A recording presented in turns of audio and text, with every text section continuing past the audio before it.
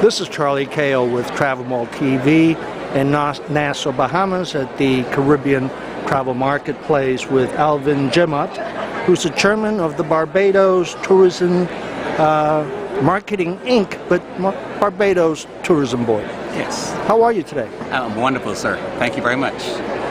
I didn't realize Britain was such a major market for Barbados. I thought U.S. would be the predominant market.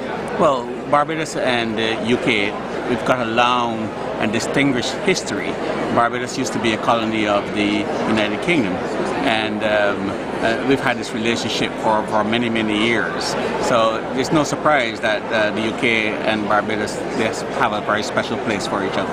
Right. Well, you know, many other British colonies, Commonwealth territories around, but that may not be the case. Now, you have British Airways and Virgin service. Yes. Is that daily, or how frequent is that? Well, we have just over 20 flights a week between those two major carriers into Barbados. And so every day we've got several flights coming in from either British Airways or Virgin Atlantic. Compared to U.S., approximately how many flights a day would you have? Well, now that's on a growth path as well. And we now have a lot more flights coming into Barbados out of the U.S. than ever before. We still got American Airlines with twice daily service out of Miami. We have daily service out of New York with JetBlue. We've just added the Mint service, and we have just added Boston. In a couple of months' time, we're going to add daily service out of Fort Lauderdale with JetBlue as well.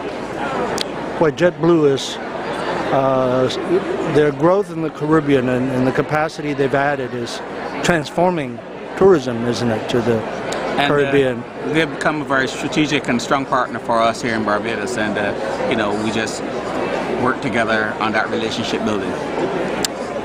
What's been the latest in terms of hospitality development in Barbados? New hotels, resorts, development, refurbishings? Over the last year, we've seen quite a number of hotels put a lot of energy into the hotel plant.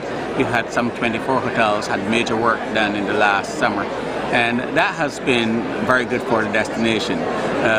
Couple that with the new airlift into the destination, it gave us a perfect platform for growth, and we've had phenomenal growth in the last year. And talking about cuisine that goes with first outside of the hotels and secondarily in the hotels, please. Well, Barbados has slowly built a reputation for being the culinary capital of the Caribbean. And we have so many nice restaurants all over Barbados, whether it be on the south coast or on the west coast. And that's one of the things that people visiting Barbados are very pleased about. They can dine anywhere on the island, and it does not all have to be at the top end. We have several restaurants that will fit the purse of anyone. And in that cuisine, is it unique? Is it a combination of various nationalities, or is it unique to Barbados? Well, you'll find that a lot of the chefs in Barbados like to influence the Barbadian taste into the cooking. But you can almost find anything into Barbados, from the slow food to the fast food to the very exquisite dining, all international flair. Barbados has done really, really good in terms of its culinary development.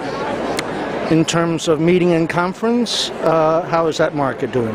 Well, there are a couple of hotels that do really, really well in this area, and I think it's easy to say that the Hilton Hotel is the market leader in this division. Of course, we have the Lloyd Erskine Sandiford Center, which caters to major conferences. And so we've done our bit in this area. It's an area that we can even work harder towards growing and developing. And I think that's one of the things that we might see coming on stream when we have properties like the Wyndham Sam Lawrence Castle come back on stream, and that will take us in that direction. And good timing with the added air service you were speaking about earlier. We have to keep two conversations always top of mind.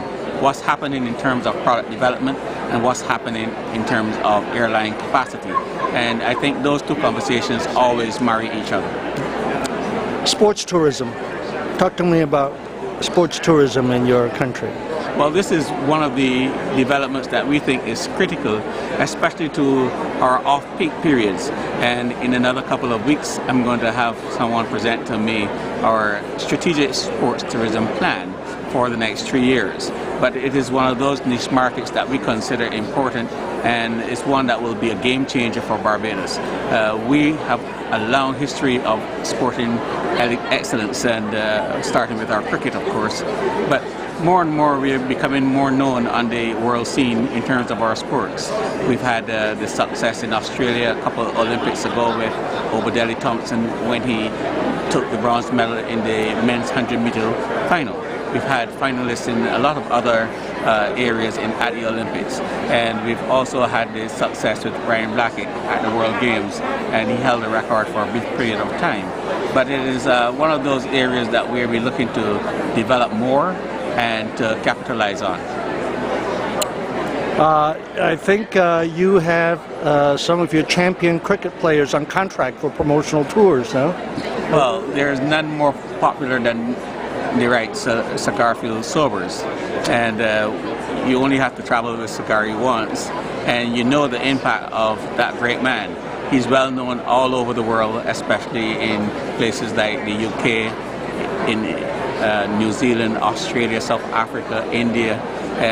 He's so well known. Yes, my UK colleagues go crazy. As an American, we're not too familiar with that sport. Right. It's more of an international sport than an American sport. And so we get a lot of publicity in that area with people like Sir Gary Sobers, Desmond Haynes, Joel Garner, and Gordon Greenwich. Chairman Jemmott from Barbados Tourism, thank you very much. Thank you.